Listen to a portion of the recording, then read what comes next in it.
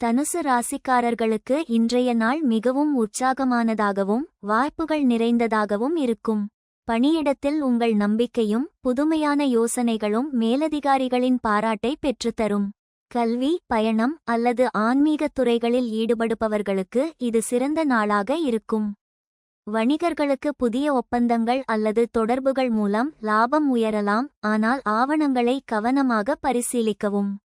நிதி விஷயங்களில் எதிர்பாராத செலவுகளை கட்டுப்படுத்துவது முக்கியம். முதலீடுகளுக்கு முன் ஆலோசனை பெறவும். உங்கள் அதிர்ஷ்ட நிறம் ஊதா. காதல் வாழ்க்கையில் துணையுடன் இனிமையான தருணங்கள் உறவை மகிழ்ச்சிகரமாக்கும்.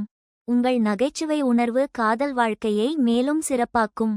திருமணமாகாதவர்களுக்கு புதிய அறிமுகங்கள் உறவாக மலரலாம். உடல்நலத்தில் கல்லீரல் அல்லது கால்வலி தொடர்பான பிரச்சினைகளுக்கு கவனம் தேவை. ஆரோக்கியமான உணவு மற்றும் நடைப்பயிற்சி நன்மை தரும்.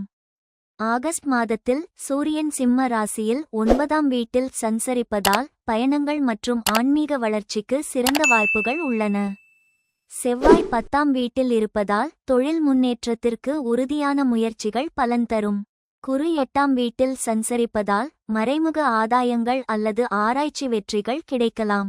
இந்த சாதகமான நிலை ஆகஸ்ட் 28 வரை தொடரும், பின்னர் சுக்கிரனின் மாற்றத்தால் சிறு தடைகள் ஏற்படலாம்.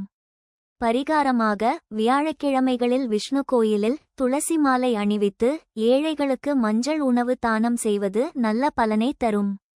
மகர ராசிக்காரர்களுக்கு இன்றைய நாள் ஒழுக்கமானதாகவும் முன்னேற்றம் தருவதாகவும் இருக்கும். பணியிடத்தில் உங்கள் கடின உழைப்பு மற்றும் திட்டமிடல் திறன் மேலதிகாரிகளின் பாராட்டை பெற்றுத்தரும். நிர்வாகம், தொழில்நுட்பம் அல்லது நீண்டகால இலக்குகளை அடைவதற்கு இது சிறந்த நாளாக இருக்கும். வணிகர்களுக்கு புதிய ஒப்பந்தங்கள் அல்லது கூட்டாண்மைகள் மூலம் லாபம் உயரலாம், ஆனால் ஆவணங்களை கவனமாக பரிசீலிக்கவும். நிதி விஷயங்களில் பழைய கடன்களை அடைப்பதற்கு வாய்ப்பு உள்ளது. புதிய முதலீடுகளுக்கு முன் நிபுணர் ஆலோசனை பெறவும். உங்கள் அதிர்ஷ்ட நிறம் கருப்பு.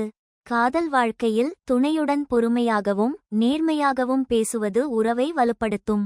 திருமணமாகாதவர்களுக்கு புதிய உறவு தொடங்குவதற்கு இன்று சாதகமான நாள். உடல்நலத்தில் மூட்டு வலி அல்லது மன அழுத்தத்திற்கு கவனம் தேவை.